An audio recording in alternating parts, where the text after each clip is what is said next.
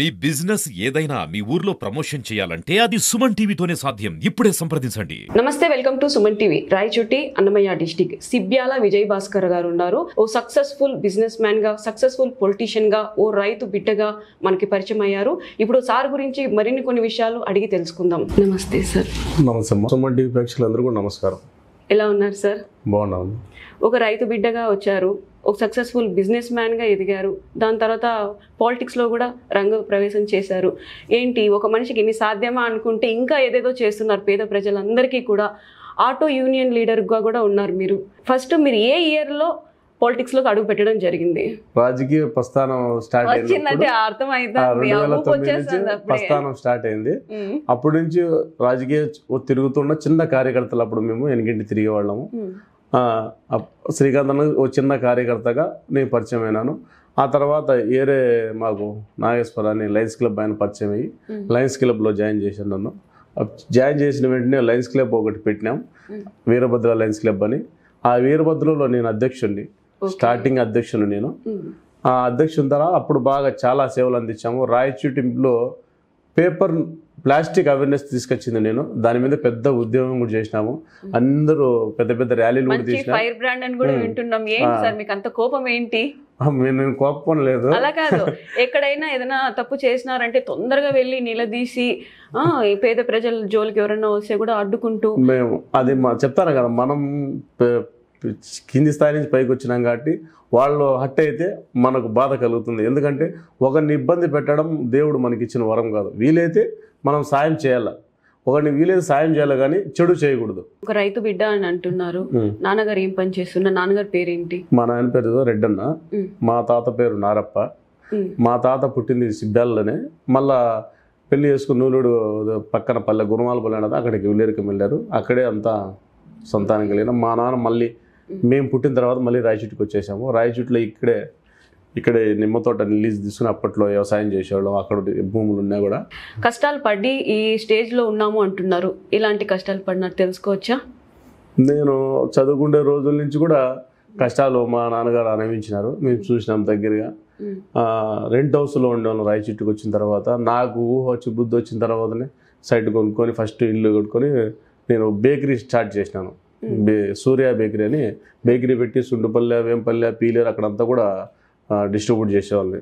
బిస్కెట్లు, bakery, cake అన్ని items మేము హోల్సేల్గా సప్లై చేసేవాళ్ళని తీసుకుపోయి. ఆ తర్వాత కొన్ని రోజులు నాకు అఫెండర్స్ ఆపరేషన్ చేస్తే మా అమ్మ వద్దు నాన్న ఈ కష్టం వద్దునే వాళ్ళకి మళ్ళీ సాలిచ్చేసి వేరే బిజినెస్ ఒకటి పెట్టినా. ఏరో వాళ్ళు ఫ్రెండ్స్ గుజిరి వాళ్ళు తోడైతే గుజిరి అంగడి పెట్టినా. వీళ్ళు వాళ్ళు వచ్చి ఏంది ఇది అంటారు. ఇక్కడ మా రాయచోట్లు ఏమంటే ఎక్కువ అంతా కూడా ముస్లిమ్సే చేస్తారు ఇక్కడ గుజిరి వ్యాపారం. హైదరాబాద్ అక్కడంతా కూడా మొత్తం అంతా హిందువులు చేస్తారు. ఇక్కడికి వచ్చే వాళ్ళకి ఏందో ఒక విచిత్రంగా చూడడం స్టార్ట్ చేసి ఇంకా నుంచి మానేసి బోర్వెల్స్ ఫ్రెండ్స్ ద్వారా స్టార్ట్ అయ్యి బోర్వెల్స్ పెట్టినాం. బోర్వెల్స్లో కొంచెం బాగా డెవలప్ అయినాము. దాంట్లో బోర్వెల్స్ వచ్చినకే పార్టీ కార్యక్రమాలకు పెట్టినా, లయన్స్ క్లబ్లో ఉన్నప్పుడు అన్ని కార్యక్రమాలు పెట్టినా. ఎవరన్నా చనిపోతే అనాథల దహన సంస్కారాలకు అయితేనేమి, ఎక్కడన్నా భోజన కార్యక్రమాలు అయితేనేమి, ప్లాస్టిక్ మీద అవేర్నెస్ మీద ప్రోగ్రామ్ అయితేనేమి, మొక్కలు నాటడం. మొక్కలు కూడా సుమారుగా నాకు తెలిసి 8-10 వేల మొక్కలు నాటించింటా నేను లయన్స్ క్లబ్లో ఉన్నప్పుడు. చాలా ప్రతి విలేజ్ తిరిగి ప్రతి ఊరికి మొక్కలు అందించాము మేము. ఇప్పుడు కూడా శ్రీకాంత్ అన్న బర్త్డే కానీ, జగన్ సార్ బర్త్డే కానీ నేను ఎక్కువ మొక్కలే ఇవ్వడానికి ఇదవుతా. ప్లాస్టిక్ మీద చాలా బాగా చేసినాం. ప్లాస్టిక్ అప్పుడు చంద్రలో దాన్ని అరికట్టడానికి మున్సిపాలిటీ వాళ్ళు సహకరించారు, పోలీసు వాళ్ళు సహకరించారు. ఇంకా ఏమంటే ఎంత చెప్పినా కూడా వెనక వదిలి కొంచెం రాజకీయంగా ఎలక్షన్లు వచ్చిన తర్వాత మళ్ళీ వీళ్ళంతా సైడ్ అయిపోయి ఇప్పుడు మున్సిపాలిటీలో మళ్ళీ చెత్తలుగా పేరకపోయింది, కుప్పలుగా చెత్త. కారణం ఎవరంటే ప్లాస్టిక్ వల్లే. వల్ల వర్షం వచ్చిందంటే మొత్తం డ్రైన్ అంతా ప్లాస్టిక్తో నిండిపోయింది. ఇప్పుడు ఉండే అధికారులు ప్లాస్టిక్ మీద కొంచెం అవేర్నెస్ తెస్తే చాలా బాగుంటుంది. ఇది నిజం. ఎందుకంటే ప్లాస్టిక్ యూజ్ చేయడం వల్ల హెల్త్ ఇష్యూస్ కూడా చాలా వస్తున్నాయి. చాలా మంది మన రాయచూట్లో చాలా మంది పశువులు ఉన్నాయి. ఆ కవర్ లో పెట్టి ఏదైనా స్వీట్ తినేస్తాయి, కవర్ తో సహా తినేస్తాయి. ఆవులు నడచలేని పరిస్థితులు ఉన్నాయి. చూడండి మీరు, ఆవులు ఎద్దులు నడచలేకుంటాయి. కారణం ఏమంటే వాటిలో తిండి అంతుంటే ఇంత ప్లాస్టిక్ కవర్లు కడుపులో ఉన్న వెంటకి అవి డ్రై కావు. అవి ఇంకా ఆవిష్ కూడా తగ్గిపోతుంది. 20 ఏళ్ళు బతకాల్సిన 10 ఏళ్ళకే చనిపోతుంది. చాలా బాధాకరం. కానీ దీని మీద ప్లాస్టిక్ మీద ఇప్పుడు వచ్చిన అధికారులు, ఇప్పుడు వచ్చే వాళ్ళన్నా ఇప్పుడన్నా కేర్ తీసుకొని కొంచెం తీసుకుంటే రాయచూటి చాలా సుందరీకరణంగా ఉంటుంది, ఎక్కడ డస్ట్ కనపడదు. ఓకే, ఏదైనా ఆశించి చేసేదాన్ని బిజినెస్ అని అంటారు, కానీ ఏమీ ఆశించకుండా మీ సొంత డబ్బు తీసుకొని ఇలా సోషల్ సర్వీస్ మీద ఖర్చు పెడుతున్నారు. దీని గురించి ఇంట్లో వాళ్ళు ఎందుకు అంతంత డబ్బులు ఖర్చు చేస్తున్నారు అని ఎప్పుడైనా అనడం జరిగిందా? ఇప్పుడు 1-2 సందర్భాలు అన్నారు. తర్వాత వాళ్ళు కూడా లయన్స్ క్లబ్ మీటింగ్ తీసుకెళ్తాం కదా, అక్కడ మనం పొగిడేది చూసి వాళ్ళు కూడా హ్యాపీ ఫీల్ అవుతారు. అంటే మనం ఇటు చేయబట్టి కదా వీళ్ళు ఈ విధంగా మనల్ని గౌరవిస్తున్నారు అని. మళ్ళీ ఈ మధ్య కాలంలో లయన్స్ క్లబ్ కూడా కొంచెం నేను ఏదో వాళ్ళకి ఇచ్చిన తర్వాత కొంచెం దూరంగా ఉండా, ఆ సేవలకు కూడా కొంచెం దూరంగా ఉండా. పొలిటికల్గా ఫుల్ ఎలక్షన్ వచ్చినాయి కాబట్టి బాగా ప్రతి విలేజ్ తిరిగిన, రాయచోటి నియోజకవర్గంలో ఎస్సీ ఎస్టీ బీసీ అనే అన్ని పల్లెలకు మ్యాక్సిమం 170 నుంచి 180 విలేజెస్కి వెళ్ళాం. ఇప్పుడు రాయచోటిని ఆయన అభివృద్ధి చేస్తే మేము ఆశిస్తాము, ఆయన అభివృద్ధి చేయాలని కోరుకుంటున్నాం. రాయచోటి ఎవరన్నా కానీ రాయచోటి అభివృద్ధి కావాలి మనకు. రాయచోటిలో ఎటువంటి సమస్యలు లేకన్నా ఏ వస్తువు కావాలనుకున్నా కూడా మన రాయచోటిలో దొరికేలా విధంగా అందుబాటులో ఉండాలగా మనకు వీలైతే మెడికల్ కాలేజీ, మంచి యూనివర్సిటీలు ఇట్లాంటివన్నీ తీసుకొస్తే రాయచోటి బాగా అభివృద్ధి అవుతుంది. ఏమి కావాలో ఫెసిలిటీ అన్నీ కల్పించాలా. ఇప్పుడు రవాణా శాఖ మంత్రిగా ఉన్నాడు, దానివల్ల కొన్ని ఇండస్ట్రీస్ పాటు తీసుకొచ్చి 10 మందికి ఉద్యోగాలు కల్పిస్తే ఇంకా మంచిది. ఎందుకంటే మనకు డీకేడి భూములు చాలా ఉన్నాయి, వాళ్ళ చిట్టడి ఉంది, అది ఫారెస్ట్లో ఉంది. పైన కూడా వాళ్ళకు పార్టీ అంతా ఉమ్మడిగా పోటీ చేసినారు కాబట్టి బయట నుంచి అయినా పర్మిషన్ తెచ్చి ఏమన్నా మంచి ఇండస్ట్రీలు పెట్టేసి తక్కువ అనుకుంటే 4-5 వేలు అనుకుని ఉద్యోగాలు ఇవ్వచ్చు అనుకుంటే ఆ విధంగా ముందుకు పోతే ఇంకా మంచిది మాకు. ఎందుకంటే మన రాయచోటి వాసులు బాగుంటారు, ఎక్కడ ఎవరు ఇబ్బందులు పడకన్నా. ఇప్పుడు కూలీ నాలి చేసుకుని ఎంతోమంది వస్తారు రాయచోటి తాలూకా బంగ్లా దగ్గర చూశారు మీరు, 100 మంది ఉంటారు.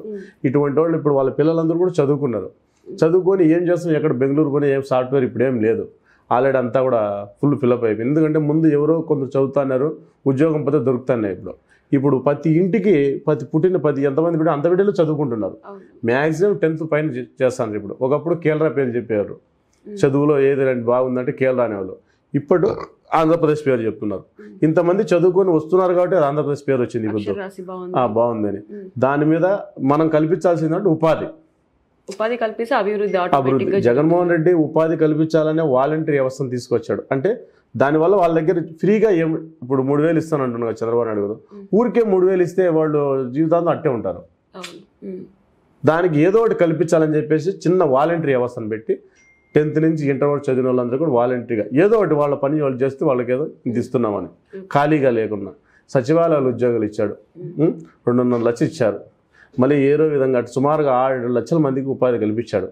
ఇప్పుడు వీళ్ళు 10 లక్షలు కల్పిస్తే చాలు, మేము మాకు మించి అభివృద్ధి చేస్తామంటాను కదా. 10 లక్షల ఉద్యోగాలు ఇస్తే మన ఆంధ్రప్రదేశ్ అంతా బాగుపడుతుంది, అన్ని రాష్ట్రాల కన్నా ముందు నడుస్తుంది అభివృద్ధిలో. ఆటో యూనియన్ లీడర్గా అధ్యక్షుడిగా ఉన్నారు. ఫస్ట్ మెయిన్ టాపిక్ దీని గురించి ఒకసారి ఎక్స్ప్లెయిన్ చేయండి. ఎందుకు అక్కడికి వాళ్ళని కూడా మీరు దృష్టిలో పెట్టుకొని ఆలోచించి మీటింగ్లు ఏర్పాటు చేసి ఇలా చేయడం వల్ల మంచిది అని చెప్పి మీరు చాలా సలహాలు కూడా ఇచ్చారు వాళ్ళకి. మోటివేషన్ అయితే చాలా బాగా చేశారని కూడా ప్రతి ఒక్కరు కూడా అంటున్నారు. ప్రతి ఒక్కరు అంటే మా అన్న అంటున్నాడు. ఆటో డ్రైవర్స్ ఎవరైనా ఆటో అన్నలు కానివ్వండి, ఏంటి వాళ్ళకి అంత ఫేవర్గా అంత మంచిగా అన్ని మంచి పనులు చేస్తున్నారు. ఎప్పుడు స్టార్ట్ చేసినారు అసలు? లాస్ట్ తెలుగుదేశం ప్రభుత్వం ఉన్నప్పుడు అప్పట్లో ఆటో వాళ్ళను డ్రంక్ అండ్ డ్రైవ్ అని చాలా ఇబ్బందులు పడేవాళ్ళు. ఇక్కడ బండి తోలుకుని వచ్చి బైక్ ఆడ షాప్ కాడ తాగి బైక్ ఎక్కిస్తాను ఆడే పట్టుకుంటేవాళ్ళు పోలీసు వాళ్ళు. ఇట్లా ఇబ్బందులు పెట్టేవాళ్ళు. అప్పుడు ఇబ్బంది పెడతా ఉంటే నేను పోయి పోలీసు వాళ్ళు రిక్వెస్ట్ చేసి తీసుకురావడం, పొరపాటు ఏంటని తీసుకురావడంతో వాళ్ళు మాకైతే ఈయన ఉపయోగపడతాడు, సహాయపడుతున్నాడు అని చెప్పి నన్ను అధ్యక్షుని ఎన్నుకోవడం జరిగింది ఆ రోజుల్లో. అప్పట్లో డ్రెస్సు లేకపోతే కూడా ఫైన్లు వేసేవాళ్ళు. డ్రెస్సు లేదు నీకని ఫైన్లు వేసేవాళ్ళు. చాలా ఏదో విధంగా ఇబ్బంది పెడతా ఉంటే పోలీసులు అంటారు. ప్రతి ఒక్క ఆటో వాళ్ళు కూడా డ్రైవర్లు కానీ అన్నలు కానీ ఏమంటున్నారంటే అందరినీ గుర్తిస్తారు, ఎవ్వరు కూడా ఆటో వాళ్ళని గుర్తించలేదు. విజయ్ భాస్కర్ గారు మమ్మల్ని గుర్తించారు, ఇప్పుడు ఆయన దారిలో మేము నడుస్తున్నాము, ఆయన ఏం చెప్తే ఆయన చెప్పే మంచి మాటలు కానివ్వండి, మోటివేషన్ మాకు చాలా యూజ్ అయింది అని చెప్పి ప్రతి ఒక్క ఆటో వాళ్ళు కూడా చెప్తున్నారు. ఇంత చెప్తున్నారు, ఇప్పటికీ కూడా మీరు మోటివేషన్ చేసి స్పీచ్ అనేది ఇస్తుంటారు వాళ్ళకి? ఇస్తుంటాం మేము. ఆటో కార్మికుల కోసం జగన్మోహన్ రెడ్డి గారు 10,000 రూపాయలు ఇవ్వడంతో చాలా హర్షించదగ్గ. అప్పట్లో చాలా బాగా మేము ర్యాలీ కూడా తీశారు ఆటో వాళ్ళందరూ కూడా సంతోషంగా. దానికి కారణం ఏమంటే ఆటో వాళ్ళు ఇబ్బంది పడేటప్పుడు నేను అప్పట్లో 100 డ్రెస్సులు కొని వాళ్ళకి ఇచ్చా. డ్రెస్ లేదని ఇబ్బంది పడుతున్నారు చాలామంది. అంటే అప్పుడు 100 డ్రెస్సులు కొని వాళ్ళ దగ్గరనే పంపిణీ చేయించాం. మీరు ఎవరికి లేదు వాళ్ళు ఇవ్వండి అని చెప్పి. అప్పట్లో వాళ్ళందరూ కూడా చాలా మంది, అంటే నేను 100 మందికి మాత్రం అప్పట్లో సాయం చేశా. పబ్లిసిటీ చేసుకోవాలంటే ఆ డ్రెస్సులు మీరే ఇవ్వచ్చు, కానీ వాళ్ళ చేతిలోనే మీరు ఇప్పించడం అనేది గ్రేట్. నేను ఎట్ అనుకున్నట్టే ఒక్కో స్టాండ్ నుంచి ఒక్కొక్కరిని తీసుకున్నా. ఇక్కడ 10 ఆటోలు ఉంటాయి, ఆ స్టాండ్ నుంచి ఒకరిని, ఇక్కడ 10 ఆటోలు ఉంటాయి, అక్కడ స్టాండ్ నుంచి ఒకరిని, మీరే పంచుకోండి అని మీరే మీ ఆ స్టాండ్లో ఇచ్చుకోండి అని అట్లా ఇవ్వడం జరిగింది. వాళ్ళే పంచుకున్నారు. నేను ఒకటి పంచా, మళ్ళీ వాళ్ళే పంచుకున్నారు. అట్లా ఏమంటే ఏ స్టాండ్ ఇప్పుడు మా రాయచోటికి జిల్లా అయిందే కానీ ఎక్కడే కానీ ఆటో స్టాండ్ లేదు. ఒక బస్ స్టాండ్లో వాడు తప్ప ఇంతవరకు కమిషనర్ చెప్పాము, ట్రాఫిక్ పోలీసులు చెప్పినాము, చూస్తాం అంటున్నారు. కానీ ఫుట్పాత్ మీద అంతా కూడా ఫుట్పాత్ దాటి వచ్చేసినారు. రాయచోటు ఏమరంటే మామూలుగా ఫుట్పాత్ కన్నా 1 మీటర్ లోపల కట్టుకోవాలి హౌస్ అనేది ఎవరైనా కూడా. వీళ్ళు ఏం చేశారు, ఫుట్పాత్ మీదకి వచ్చి ఫుట్పాత్ దాటుకొని బైకులు రోడ్లో పెడుతున్నారు. చూసారా మీరు రాయచోటు అంతా? ఇవన్నీ కూడా వాళ్ళు అర్థం చేసుకొని సహకరిస్తే రాయచోటు రింగ్ రోడ్ కూడా సుందరీకరంగా ఉంటుంది. ఒక రాజకీయంలో బిజినెస్ అయిపోయింది, అన్నీ అయిపోయి లైఫ్ని సగం చూసేసినారు. ఇంకా నెక్స్ట్ ఏం చేయాలనుకుంటా అంటారు? ఇంకా అంతే, మేము వ్యాపారాలు, మా పిల్లల భవిష్యత్తు, ఇంకా రాజకీయం కూడా మాకు పార్ట్ టైం జాబ్ మాదిరి అయిపోయింది. ఇప్పుడు దీన్ని మేము కంటిన్యూ చేస్తాం. రాయచోటిని జిల్లా చేసేటప్పుడు అయితే మేము ఫస్ట్ టైం మీటింగ్లు పెట్టి ప్రతి తాలూకా నుంచి, మా తాలూకాలోనే కాకుండా రాజంపేట కాన్స్టిట్యున్సీలో పెట్టించినాం. మాకు మదనపల్లి అయితే దూరం అవుతుంది, రాయచోటి అయితే బాగుంటుందని తమ్మలపల్లెలతో ప్రెస్ మీట్ పెట్టించినాం. మాకు రాజంపేట దూరం అవుతుంది, రాయచోటి కానీ మదనపల్లి కానీ అని పెట్టించినాం. మళ్ళీ మదనపల్లెలతో పెట్టించినాం. రాజంపేట దూరం అవుతుంది, మాకు రాయచోటి అయితే దగ్గర అవుతుంది. పీలేరుతో పెట్టించినాం. మాకు రాజంపేట అయితే దూరం అవుతుంది, మదనపల్లి కానీ రాయచోటి కానీ సెంటర్ పాయింట్ అవుతాయని.